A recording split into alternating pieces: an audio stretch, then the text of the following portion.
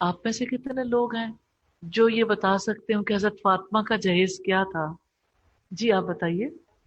چکی دی تھی آٹا پیسنے کے لیے، اور اچھا وضو کرنے کے لیے ایک لوٹا تھا، اچھا پانی کے مشکیزے تھے، ٹھیک ہو گیا، اور کیا تھا؟ چٹائی تھی سونے کے لیے، گڈ، اور دو چادریں مشکیزہ چکی۔ آپ سے پوچھنا چاہتی ہوں اس کے پیسے کس نے دیے تھے؟ حضرت علی نے۔ تو یہ جہیز تھوڑی ہے، یہ تو جہیز ہے ہی نہیں، اس کو جہیز کا نام دینا درست نہیں ہے، کیونکہ آپ صلی اللہ علیہ وسلم نے حضرت علی سے کہا تھا نکاح کے موقع پر انتظام کرنے کو، اور سیدنا علی نے اس کے لیے اپنی زرہ بیچی تھی۔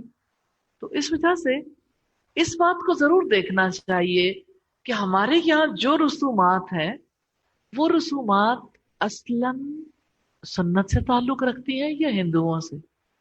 تو جہیز کے بارے میں ہم سب جانتے ہیں کہ یہ ہندوؤں کی سنت ہے، ہندوؤں کا طریقہ ہے، اس کا نبی صلی اللہ علیہ وسلم کے طریقہ کار سے، اسلام سے کوئی تعلق نہیں ہے۔ کبھی جہیز کے حوالے سے آپ وہ خطوط پڑھ کر دیکھیں جو ایڈیٹرز کو لکھے جاتے ہیں جب کبھی کوئی ایسی موومنٹ شروع کی جاتی ہے۔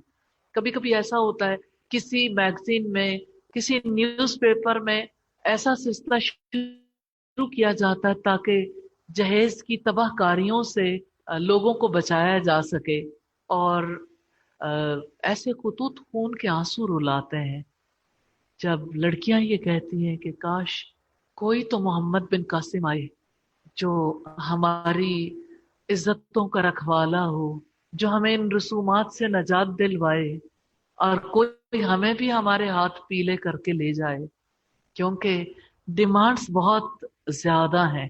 اور آپ دیکھیں کہ شادی کے موقع پر جہیز کے بغیر کوئی لڑکی کو لے جانے کے لیے تیار نہیں ہوتا، جس کی وجہ سے ماں باپ اپنے عمر بھر کی پونجی لٹا دیتے ہیں، قرض لیتے ہیں، اور کسی بھی طرح سے اپنی بیٹی کا گھر آباد کرنا چاہتے ہیں۔ میں آپ پر واضح کرنا چاہتی ہوں کہ جہیز بھی بھیک مانگنے کا ایک ایسا طریقہ ہے جو بڑا مہلک ہے۔ لڑکے والے اپنے بیٹے کا گھر بسانے کے لیے لڑکی والوں سے بھیک مانگتے ہیں، ہمیں فلاں چیز دے دو، فلاں دے دو، فلاں دے دو۔ پھر لڑکی والوں سے کہا جاتا ہے کوئی ہمارے اوپر احسان تھوڑی کر رہا ہے، اپنی بیٹی کو دے رہے ہیں۔ بھائی اس بیٹی کو جب تک دینا تھا دے دیا، اب دینا لڑکے کا کام ہے، اب دینا لڑکی کے ماں باپ کا کام نہیں ہے۔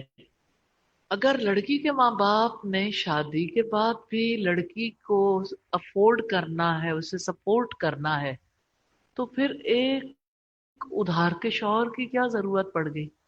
اللہ تعالیٰ نے مرد کو قوام بنایا ہے، اور قوام بنانے کا مقصد کیا ہے؟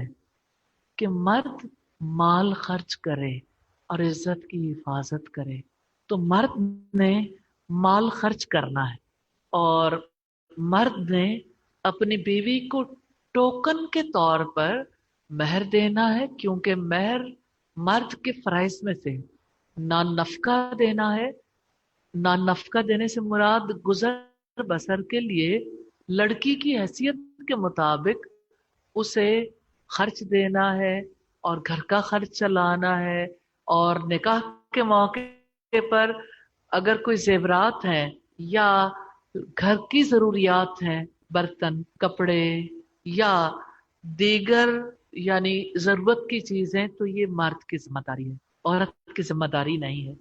اگر ہم یہ دیکھنا چاہیں کہ آج جہیز کی وجہ سے ہمارے ہمسایہ ملک میں کتنی لڑکیاں ہیں جن کو کبھی آگ لگا دی جاتی ہے، کبھی ان پر تیزاب پھینک دیا جاتا ہے، کبھی چولہا پھٹنے سے ختم ہوتی ہے۔ ان کا بہت گہرا تعلق جہیز سے ہے، اور جب جہیز مرضی کے مطابق نہیں ہوتا تو لڑکی کے ساتھ بدسلوکی کا سلسلہ جاری رہتا، اور لڑکے کے ذہن میں بھی لڑکی کے خلاف ایسی باتیں بھر دی جاتی ہیں جس کی وجہ سے دونوں کی محبت خواب ہو کے رہ جاتی ہے۔ اور وہ گھرانہ جس نے نئی نسل کی تعمیر و تربیت کا کام کرنا تھا، ایک نیا خاندان، निकाह की वजह से वजूद में आता है, तो वो खानदान इन तलखियों के साथ जिंदा दरगोर हो जाता है और बच्चों पर भी इसके गहरे असरात मुरतब होते हैं।